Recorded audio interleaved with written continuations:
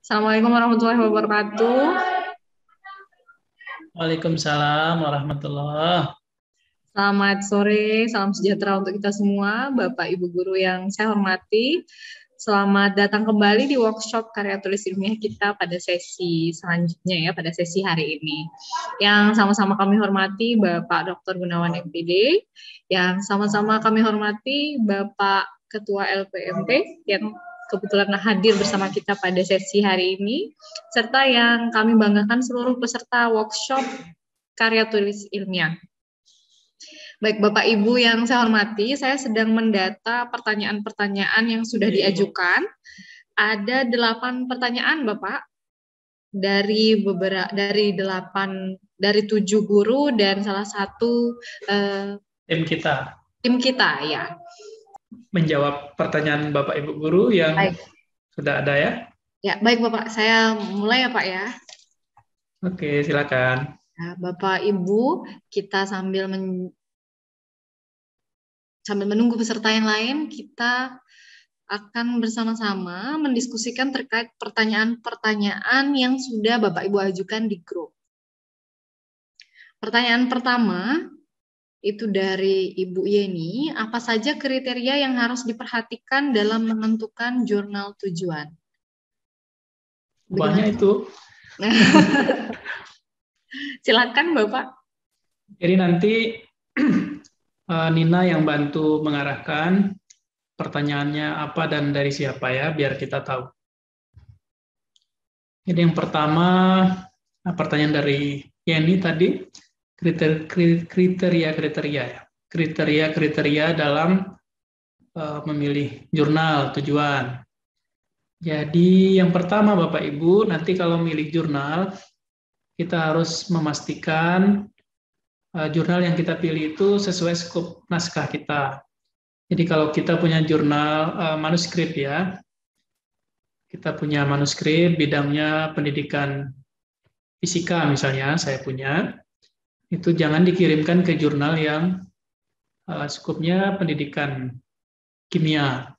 Atau kita punya jurnal, skupnya kan ada di kami itu, ada jurnal yang khusus PAUD, ada yang khusus untuk pendidikan dasar, ada jurnal yang khusus pendidikan IPA, ada jurnal yang khusus sosial, humaniora. Nah, manuskrip kita yang dikirim itu harus dipastikan sesuai dengan skop masing-masing jurnal. Kemudian pertimbangan juga yang harus dipikirkan, indeksasi mungkin ya. Jadi apa jurnal itu sesuai kebutuhan kita masing-masing, karena ada banyak penulis-penulis, itu kebutuhannya kan beda-beda. Jadi kalau yang S2 ada syarat misalnya baru bisa selesai jika tulisannya terbit di kategori Sinta tertentu. Waktu tesis minimal Sinta berapa nih ya? Sinta 4 ya? Iya Pak, Sinta Minimal 4. Sinta 4. Jadi karena kebutuhannya minimal Sinta 4, cari yang Sinta 4 ke atas. Sinta 4, 3, 2 gitu. Jadi kalau keperluannya Bapak Ibu guru hanya untuk kum angka kredit naik pangkat saja, umumnya sih di guru teman-teman itu tidak melihat Sinta berapa sepanjang dikelola dengan baik, dikelola oleh lembaga yang diizinkan mengelola jurnal, itu dia boleh digunakan. Kemudian ada juga pertimbangan pada masa tunggu. Jadi misalnya kita ngirim naskah hari ini, terbitnya kira-kira berapa lama. Jadi kalau kira-kira terlalu lama, biasanya juga tidak dipilih. Ada juga pertimbangan pada biaya ya, biaya karena ada jurnal itu yang berbayar, ada juga yang gratisan. Jadi kalau jurnal-jurnal internasional itu dari belasan juta ada, puluhan juta ada, ratusan juta juga ada bayarnya satu tulisan. Ada juga yang gratis tapi masa tunggunya lama. Itu kalau di jurnal-jurnal internasional, apalagi tulisan kita novelty-nya tidak terlalu baru-baru sekali, tidak ada yang terlalu menarik di situ. Nah, peluang untuk menunggu lebih lama itu ada, sehingga masa masa tunggu dan biaya itu masuk dalam pertimbangan-pertimbangan dalam memilih jurnal. Ada beberapa pertimbangan-pertimbangan lain, nanti Bapak Ibu bisa tanyakan lagi di grup. Kalau misalnya Pak, bagaimana kalau begini gitu ya, bisa disampaikan kembali. Mungkin itu dulu, Nin. Baik Pak, terima kasih banyak. Nah, Bapak Ibu, kita lanjut ke pertanyaan kedua sebelum masuk ke sesi tanya jawab terkait jawaban yang baru saja diberikan. Pertanyaan kedua ini Bapak dari Pak Mahendra. Kira-kira beliau sudah ada di sini atau belum? Saya kurang tahu ya. Sepertinya belum Ya, ada. enggak apa-apa. Ya, baik. Pertanyaannya itu, beliau katanya masih belum paham betul tentang jurnal. Begitu Pak. Nah, ini pesan banyak-banyak baca saja. Iya. Jadi banyak baca, banyak nonton video-video yang terkait pengelolaan maupun penulisan manuskrip ke jurnal, sehingga berangkat pertanyaannya itu tidak dari terlalu dasar. Jadi sudah banyak yang dibahas sebelum-sebelumnya, nanti kita sarankan nonton aja ke situ. Siap. Atau di channel-channel lain yang bahas publikasi, itu cukup banyak juga yang membahas tentang kategorisasi jurnal, bagaimana menulis jurnal, bagaimana mengelola jurnal, dan lain-lain. Itu di beberapa video lain sudah ada, jadi bisa ditonton nanti Pak Mahendra. Ya, baik Pak. Baru saja Bu Evi memberikan pertanyaan di chat Pak, mumpung orangnya ada di. Oke. Ya, Mohon dibacain. Pertanyaannya itu apakah boleh Pak objek yang diteliti itu 7 orang saja? Oh, beliau mau neliti 7 orang saja. Objeknya 1 orang pun boleh, enggak apa-apa. Yang penting tentang apa dulu ya yang 7 itu. Jadi kalau misalnya di video sebelumnya sempat kita bahas pertanyaan serupa, boleh tidak penelitian itu respondennya sekian orang. Tergantung yang diteliti apa. Jadi kalau misalnya Bu Evi hanya ingin dapat persepsi dari beberapa orang terkait jenis menu makanan tertentu di kantin sekolah itu, nah, boleh diwawancara 7 orang yang mungkin datang pertama kalau mau ambil simple random ya, diacak tapi langsung diambil secara sederhana saja. Siapa yang pertama muncul itulah jadi respondennya. Ini kebetulan Bapak. Jadi kalau misalnya silakan Bu Evi. Oh, mohon maaf, ini kebetulan yang mau diteliti ini anak yang ikut Olimpiade, Pak. Jadi anaknya itu memang terpilih dan memang limit segitu yang dipilih. Jadi kami yang diteliti apanya? Yang diteliti? Ya kemampuan menulisnya, narasinya. Yang ikut Olimpiade apa Bu Evi ya? Mohon info. Bahasa Jerman. Bahasa Jerman, Pak. Jadi yang ikut Olimpiade bahasa Jerman. Kemudian alasan pemilihan 7 orang? Ini sebelumnya kami sudah seleksi, jadi kami sudah pilih dari sekian peserta di sekolah, dari berapa ratus itu yang terpilih itu 7 gitu, yang memenuhi syarat gitu loh Pak. Jadi Bu Evi memilih responden dengan purposive sampling namanya. Purposive sampling itu pemilihan sampel dengan pertimbangan-pertimbangan tertentu. Jadi tidak apa-apa dari sekian orang dapatnya 7 orang ini. Jadi dapat 7 orang ini dan yang penting pertimbangannya ada, dan yang 7 orang itu yang diteliti misalnya kemampuan menulisnya. Jadi nanti Bu Evi bisa buat profil ke 7 orang itu. Jadi ternyata kemampuannya di level ini, kalau dikategorisasi dengan indeks tertentu, mereka berada pada level sekian. Kemudian keunggulannya apa saja masing-masing orang itu, dan seterusnya. Tidak masalah sebenarnya. Dulu pernah ada orang yang meneliti profil atau kategori atau cara unik sampel tertentu yang menarik untuk diangkat. Jadi dulu ada yang mengambil gaya belajar mahasiswa suku tertentu yang unik ya.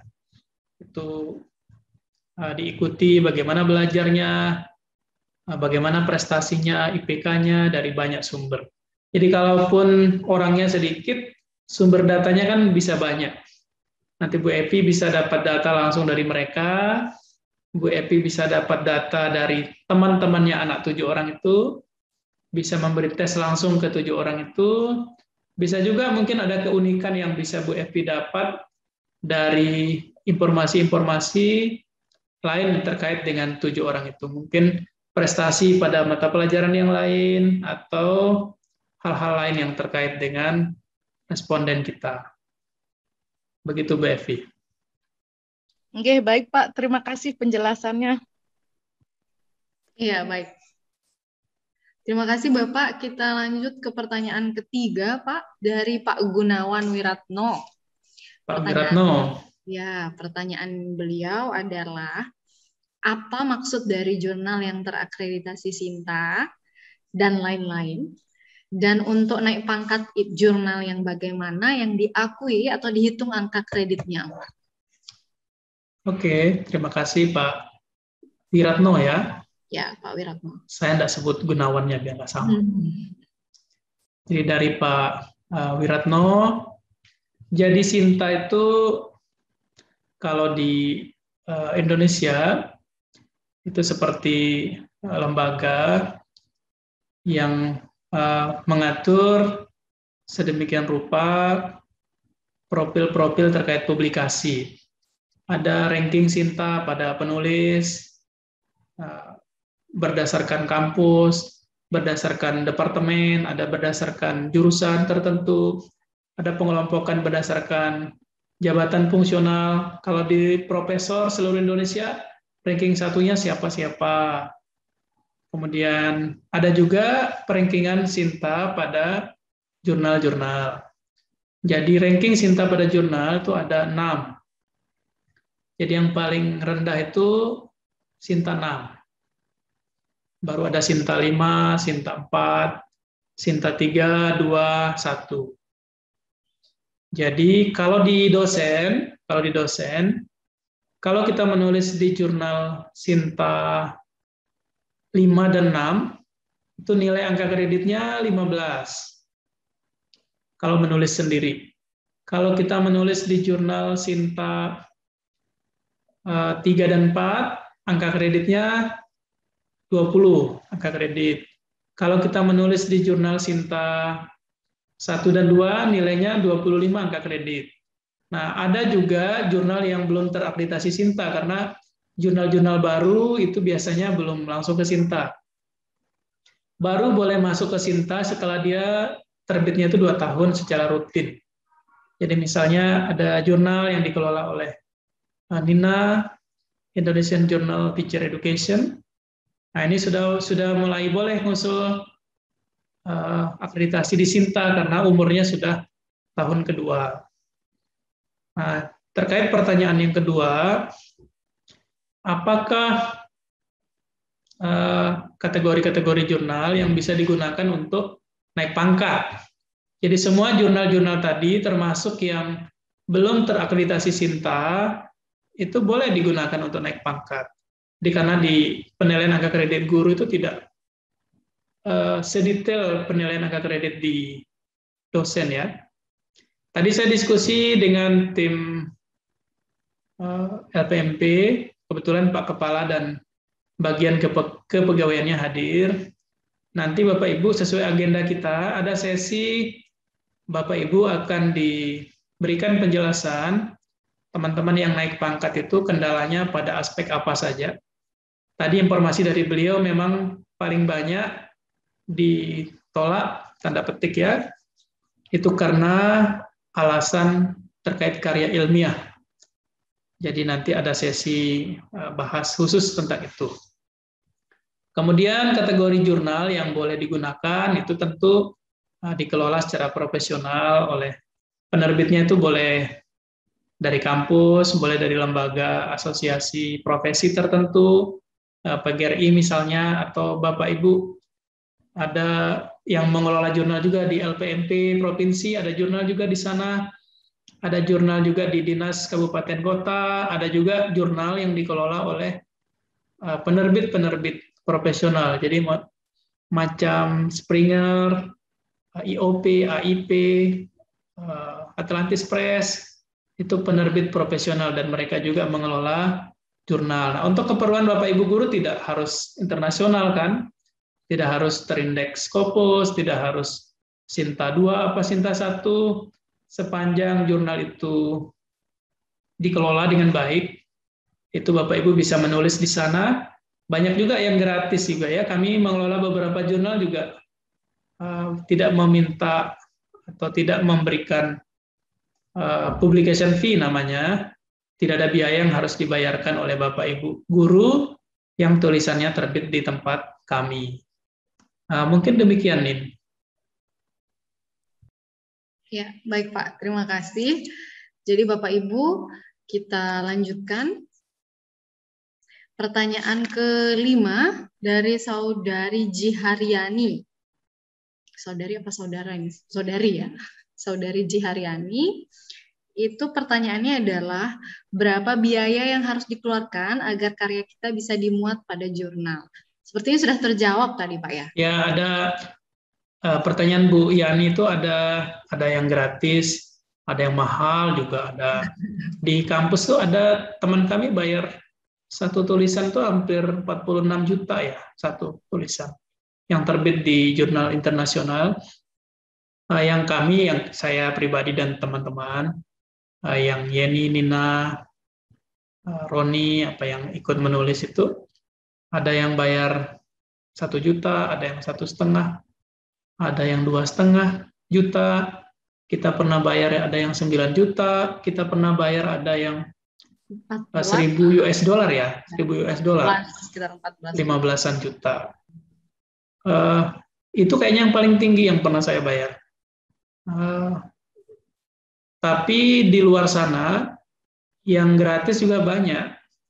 Tinggal kita memastikan bahwa tulisan kita layak, bagus, novelty-nya ada, dan siap-siap menunggu. Masa tunggunya ada, biasanya rentang berapa bulan gitu. Jadi kalau misalnya keperluannya hanya untuk Bapak Ibu guru, naik pangkat saja, ya tidak perlu harus bayar yang puluhan juta itu. Jadi kami, karena biasanya kan ada, di kampus itu ada kewajiban kami penelitian, dan ada kewajiban kami publikasi internasional.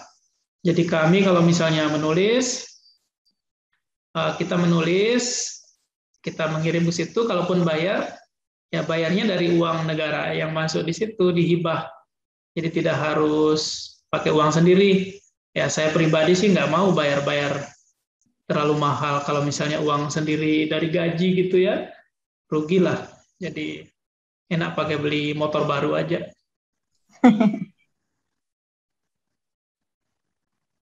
Ya, gitu, baik Nin. Pak. Iya Bapak, terima kasih. Pertanyaan selanjutnya dari Ibu Bayi Erma. Pertanyaannya adalah, apa sajakah aspek dalam menilai sebuah jurnal yang baik? Aspek kita menilai jurnal itu kan ada waktu kita jadi reviewer ya, atau jadi editor jurnal, itu ada rubrik kita menilai. Pertama, jurnal itu ini kayaknya ada tanda-tanda ini ya, baterainya habis sebentar.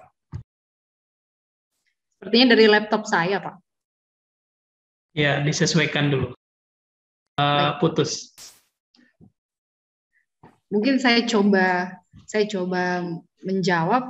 Kalau ini tadi sudah dijawab sama Bapak sebelumnya ya, Ibu Erma, terkait apa sajakah aspek dalam menilai sebuah jurnal yang baik. Mungkin maksudnya adalah bagaimana kita tahu bahwa jurnal itu baik apa enggak untuk kita sebagai tempat publikasi. Tadi Bapak sudah menjelaskan bagaimana cara memilih jurnal itu. Ada mencari scoop yang sesuai. Scoop itu apa? Topik-topik, misalnya topik kita variabelnya tentang keterampilan berpikir kritis, berarti, atau misalnya seperti biologi, pendidikan, pendidikan, yang ekonomi, yang bahasa. Nah, scoop-scoop seperti itu yang harus kita perhatikan pertama saat kita memilih jurnal yang kita tuju. Tadi juga Bapak Dr. Gunawan sudah menjelaskan ada proses mencari indeksasi yang sesuai. Nah, apakah dia harus terakreditasi atau tidak ketika kita gunakan sebagai persyaratan untuk apa? Tadi sudah juga dijelaskan untuk akreditasi ya Pak ya. Kalau akreditasi, kalau untuk angka kredit untuk naik pangkat, nah jadi Bapak Ibu Guru cukup mencari jurnal-jurnal yang bisa tidak berbayar, tapi memang yang sudah yang bukan predator seperti itu. Bagaimana Bapak? Sudah bisa? Oke, sudah bisa. Silahkan Bapak, tadi Sampai mana pertanyaannya. ya? Sampai mana tadi? Sampai apa saja aspek dalam menilai sebuah jurnal yang baik? Mungkin maksud Bu Erma. Jadi beliau bukan jurnal mungkin yang dimaksud. Nanti jurnalnya juga kita tanggapi. Yang beliau maksudkan itu kemungkinan besar manuskripnya ya, manuskripnya. Oh iya. Di video sebelumnya sempat saya sampaikan perbedaannya antara manuskrip, artikel, dan jurnal. Supaya tidak campur-campur, dia beda soalnya. Kalau kita punya manuskrip, disubmit ke jurnal tertentu, kemudian oleh editor, kami misalnya editor, atau reviewer, akan menilai apakah naskah itu layak untuk diterbitkan apa tidak. Jadi ada beberapa pertimbangan. Kita mengikuti rubrik ya, penilaian. Yang pertama, kita mengecek skupnya cocok apa tidak. Jurnal yang masuk itu skupnya sesuai apa tidak. Kalau tidak sesuai, kita tolak. Yang kedua, kita cek novelty-nya ada kebaruan apa tidak. Jadi ini sudah lewat ya masa kita mengecek similarity. Jadi kalau misalnya similarity-nya terlalu tinggi, di atas sekian persen, biasanya 25-30%. Ada juga beberapa jurnal membuat 15-20%. Kalau terlalu banyak, tingkat kesamaannya dengan dokumen lain terlalu tinggi, itu naskah itu juga ditolak. Kemudian kita juga mengecek apakah kualitas tulisannya bagus apa tidak. Jadi kalau misalnya bagus, tidak asal-asal itu dipasang, tidak struktur bahasanya tidak nyambung, kata dengan kata yang lain tidak berhubungan, kalimat dengan kalimat lain tidak berhubungan, paragraf dengan paragraf lain tidak berhubungan, itu juga bisa ditolak. Kemudian kita juga mengecek metodenya sesuai apa tidak, jangan asal copy paste metode orang lain, padahal tidak nyambung, itu juga dicek. Kita juga lihat kualitas bahasannya, apakah datanya dibahas secara proporsional, atau hanya diulang-ulang saja datanya disebut ini berulang-berulang. Nah, pembahasan itu harus didukung oleh penelitian lain yang relevan. Jadi apakah teorinya didukung, apa dibantah, itu harus ada. Nanti ada sesi kita belajar khusus bagaimana cara menulis pembahasan ya di sesi kita berikutnya. Ada juga penilaian pada aspek dukungan referensi. Referensinya cocok apa tidak, update apa tidak, dari jurnal minimalnya kan ada ketentuan, biasanya minimal 80%-nya jurnal. Jadi kalau referensinya 10, ada 8 jurnalnya, ada 2-nya buku lah. Enggak. Kami tidak menyarankan ada referensi dari blog-blog yang belum bisa dipertanggungjawabkan. Kalau dari surat kabar itu boleh jadi sumber ya. Jadi misalnya ada berita di Suara NTB, di Lombok Pos, terkait masalah tertentu yang muncul, jadi latar belakang masalah sehingga Bapak Ibu guru menulis tentang itu boleh, enggak apa-apa. Nah, itu terkait manuskrip yang mungkin diterima. Nah, kalau misalnya terkait dengan jurnal, tadi di awal sudah ada kita pertimbangan milih. Kita milih yang skopnya cocok, dikelola memang oleh lembaga yang kompeten, kemudian masa tunggu kita mengirim ke situ tidak terlalu lama, biayanya juga tidak terlalu mahal, indeksasinya juga minimal ada di Google Scholar lah. Karena tidak semua kan, jurnal tuh yang abal-abal di Google Scholar pun nggak ada. Jadi itu pentingnya kita harus memastikan tulisan yang kita buat tidak sia-sia karena dikirim ke lembaga yang memang mengelola itu dengan profesional.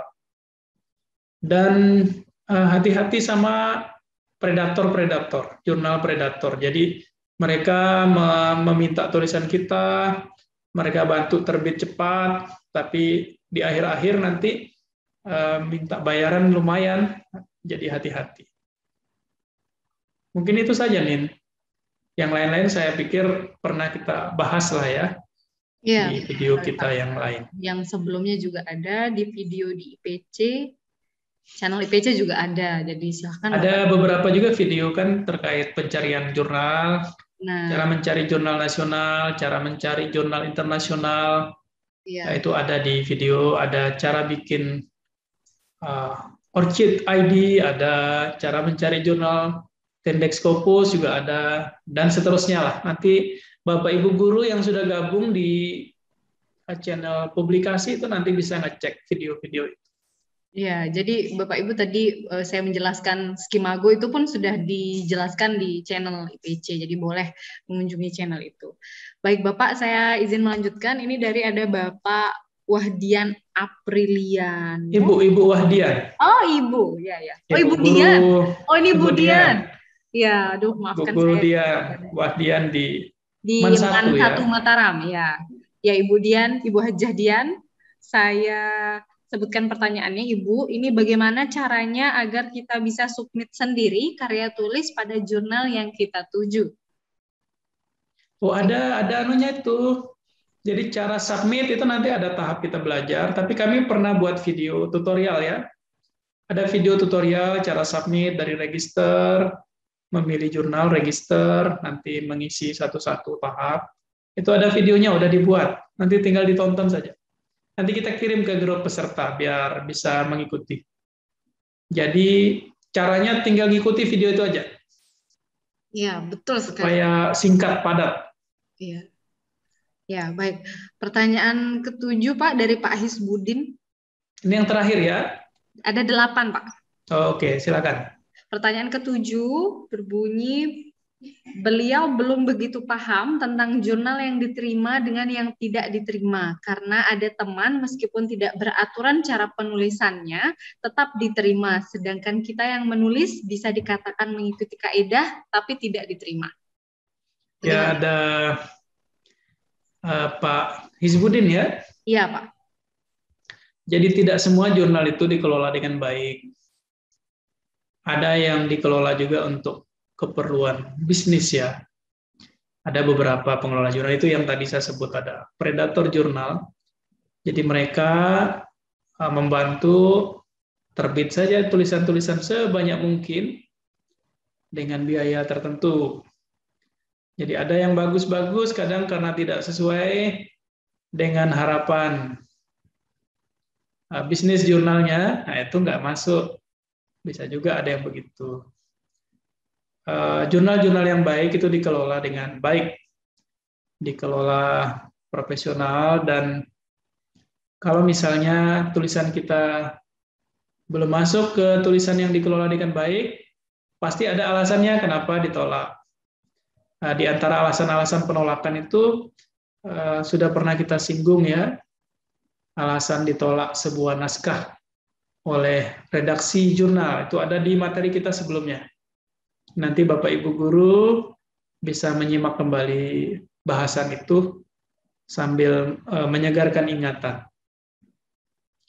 Kalau misalnya kita sudah mengirim naskah ke jurnal yang dikelola dengan baik, kemudian ditolak, Nanti belajar saja alasan penolakannya apa, dan jangan melakukan kesalahan yang sama.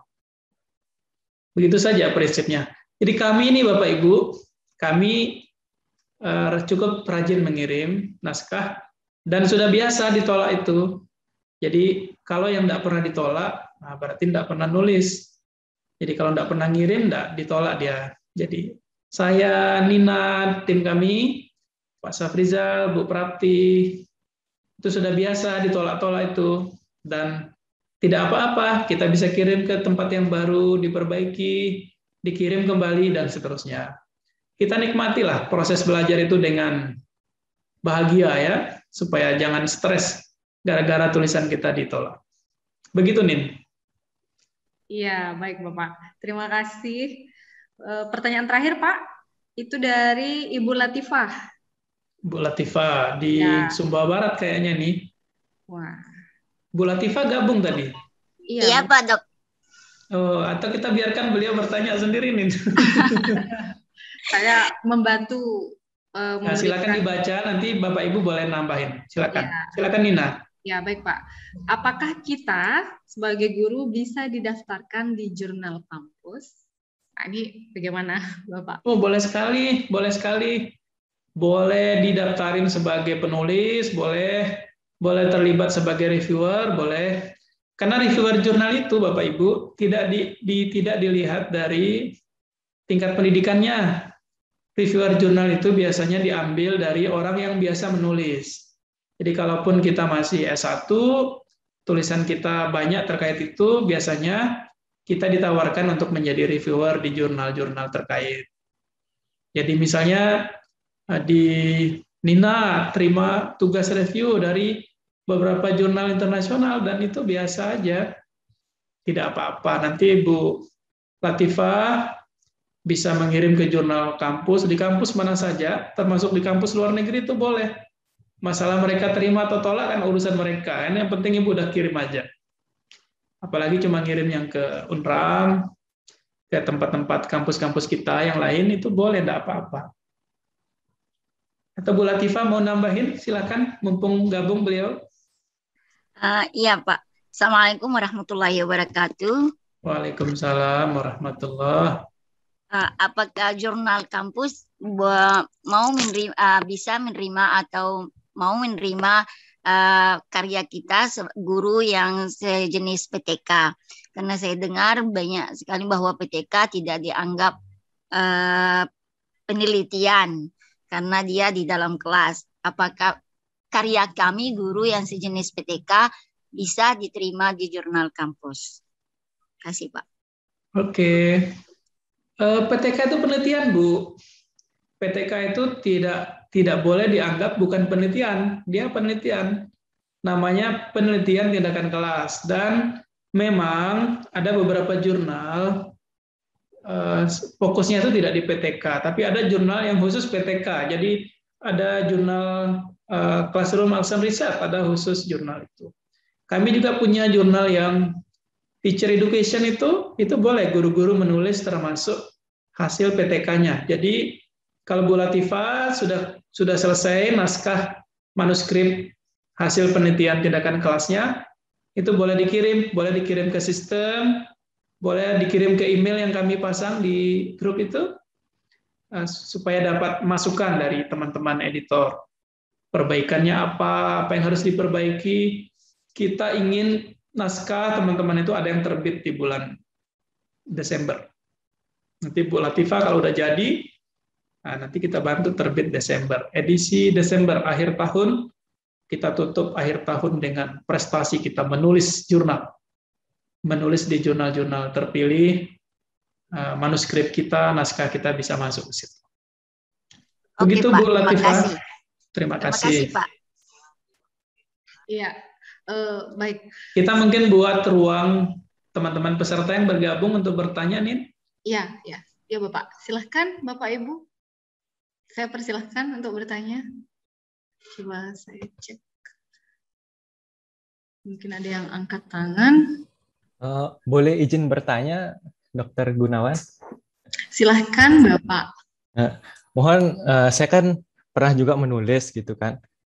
sebelum saya menulis itu untuk tempat publikasi itu saya melakukan pengecekan predatory itu di BList. Nah, di sana kan kita bisa melihat list jurnal yang kemungkinan predator atau predator. Dan untuk jurnal Indonesia sendiri, apakah ada list ya gitu di susunan yang bahwa menyatakan bahwa jurnal Indonesia ini tergabung ke predator gitu, Pak? Apakah ada ya dari Indonesia gitu tempat kita melihat jurnal Indonesia yang sudah keluar? Oke, terima kasih Mas Bayu ya. Nggih. Betul? Nggih. Terima kasih. Jurnal-jurnal predator itu di BList yang tadi disebut itu umumnya jurnal-jurnal di luar negeri. Kalau dari ciri-ciri ya banyak juga jurnal di Indonesia ini yang kategori predator juga, dikelola tidak profesional, asal masuk, bayar, terbit. Terus yang terbit satu edisi 60, 50, 60 tulisan, nah itu predator dah dia. Cuma memang belum ada daftar khusus ya, macam BList itu yang dibuat karena menjaga perasaan sesama pengelola jurnal. Jadi kalau dibuat daftar itu nanti, oh jurnal saya juga masuk, misalnya. Jadi tidak muncul, hanya memang Bapak Ibu, kalau kita nanti lihat jurnal, coba dicuplik 1-2 tulisannya, atau bisa dilihat dari banyak edisi, banyak naskah per edisi, dan dipastikan juga ada bayar apa tidak. Nah, kalau yang gratisan-gratisan umumnya bukan predator dia. Jadi kami punya jurnal banyak yang gratisan, jadi pasti bukan predator. Jadi yang predator itu biasanya untuk bisnis oriented, jadi keperluan bisnisnya lebih tinggi dibanding keperluan ilmiah. Jadi Bapak Ibu pasti bayar. Hati-hatilah, hati-hati. Terima kasih banyak Bapak. Terima kasih. Ya, mudah-mudahan tidak ada lagi ya. Ya, baik Bapak Ibu, mungkin terkait PTK itu ya, Ibu Latifah, sebenarnya yang tidak boleh itu adalah Ibu atau Bapak yang mengumpulkan laporan PTK-nya itu diupload ke jurnal yang dituju, itu yang tidak boleh. Jadi kebanyakan yang terjadi itu yang seperti itu ya Pak ya. Jadi mereka malah mengumpulkan bab 1, bab 2, bab 3 diupload ke jurnal. Nah, itu yang ditolak. Jadi sebenarnya seperti katanya Pak Dokter, silahkan PTK boleh, tetapi ditulis dalam format atau template yang sudah disediakan oleh jurnal. Begitu Bapak Ibu. Ada lagi Bapak Ibu atau cukup Pak? Cukup aja kalau tidak ada lagi kita cukupkan sesi. Bapak Ibu, kita memang fokus, kita inginnya settingnya kita ubah. Diskusi kita ini nanti, sesi materinya kita akan record sendiri, kemudian yang sesi kita ketemu begini untuk diskusi saja kalau ada pertanyaan. Jadi kalau ada pertanyaan kita bahas, karena kalau sesinya materi kayaknya tidak terlalu fokus juga kita ngikuti, nanti bisa ngikuti dari channel YouTube saja, nanti videonya yang kita record beberapa, nanti materinya tinggal menyimak, pas sesinya ada diskusi, baru kita diskusi online. Jadi diskusinya tetap akan kita buat rutin, tapi temanya kita kunci. Hari ini kita diskusi apa, besok diskusi apa, dan seterusnya. Begitu Bapak Ibu, terima kasih semuanya. Mudah-mudahan tanggapan kami cukup memuaskan. Kalau tidak puas, bagus sih, kita bisa belajar lagi, baca lagi, cari lagi. Karena kami juga belajar ini untuk banyak hal. Kita belajar menulis, kita belajar menyampaikan apa yang kita tahu ke yang lain, supaya sama-sama kita maju bersama. Begitulah kurang lebih. Saya kembalikan ke Nina, mohon maaf kalau ada hal-hal yang kurang berkenan. Baik, terima kasih Bapak Dr. Gunawan atas sarannya, masukannya, dan jawaban-jawaban yang diberikan kepada pertanyaan yang telah disampaikan oleh Bapak Ibu sekalian. Saya ucapkan terima kasih sekali lagi. Kami sebagai tim pada kesempatan kali ini mengucapkan terima kasih dan memohon maaf yang sebesar-besarnya apabila ada kesalahan selama proses diskusi kami. Saya tutup dengan sama-sama membaca hamdalah. Alhamdulillahirabbil alamin. Terima kasih. Terima kasih Nina, Bapak Ibu guru semua. Ya, Assalamualaikum warahmatullahi wabarakatuh. Waalaikumsalam warahmatullahi wabarakatuh. Selamat menunaikan sholat maghrib. Terima kasih. Bapak Ibu yang sudah punya tulisan nanti boleh dikirim ke email peserta, email kita yang kemarin kita share di grup peserta ya, Nin ya. Iya, Pak. Oke, terima kasih. Assalamualaikum warahmatullahi wabarakatuh. Waalaikumsalam warahmatullahi wabarakatuh. Iya, silakan.